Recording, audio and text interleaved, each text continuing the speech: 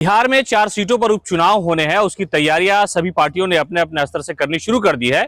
लेकिन दरअसल ये उपचुनाव है और 2025 के विधानसभा चुनाव से पहले का एक रिजल्ट जो है वो तय करेगा कि कौन सी पार्टी सत्ता में आएगी या किन लोगों के प्रति जो है लोगों का विश्वास सबसे ज्यादा है। तो आइए हम आपको बताते हैं एक एक करके कि बिहार विधानसभा की जो सीटें खाली हुई थी लोकसभा चुनाव के दौरान, यानी कई ऐसे विधायक थे जो मेंबर ऑफ पार्लियामेंट चुन लिए गए थे, वो सीटें खाली हो गई। उसमें से एक बेलागंज है। सुरेंद्र यादव जहानाबाद के मेंबर ऑफ पार्लियामेंट चुने गए और उनकी सीट पर उपचुनाव हो रहा है, लेकिन वहां पर विश्वनाथ यादव को आरजेडी ने चुनावी मैदान में उतारा है।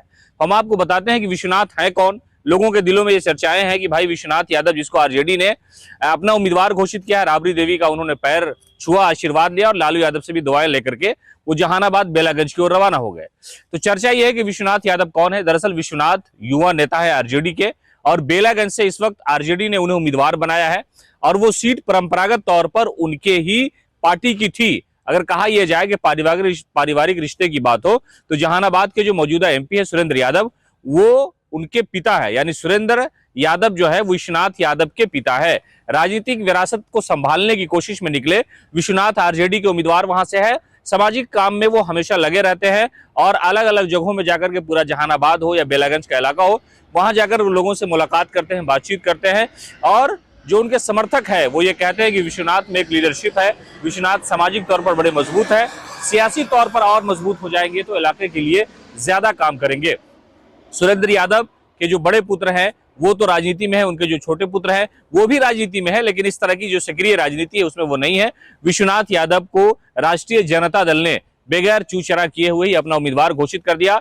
लालू प्रसाद यादव, राबड़ी देवी और तेजस्वी यादव, इन सब लोगों का सियासत में यकीन जीतने वाले सुरेंद्र यादव ने अपनी एक नई नस्ल को राजनीति में लाया है।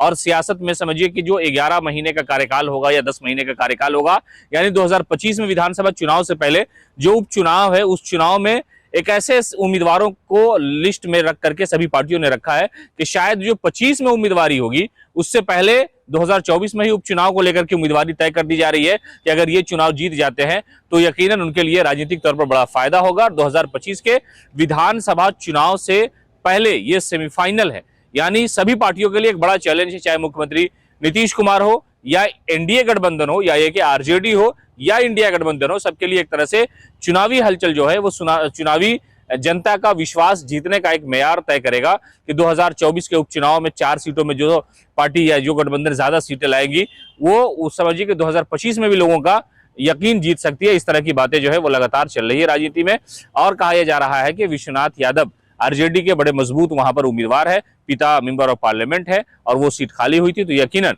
राजनीति में एक समझिए कि यकीन के साथ, मजबूती के साथ विश्वनाथ यादव बेलागंज में चुनावी मैदान में है। पनोरमा ग्रुप, जो सोचता है वो करता है।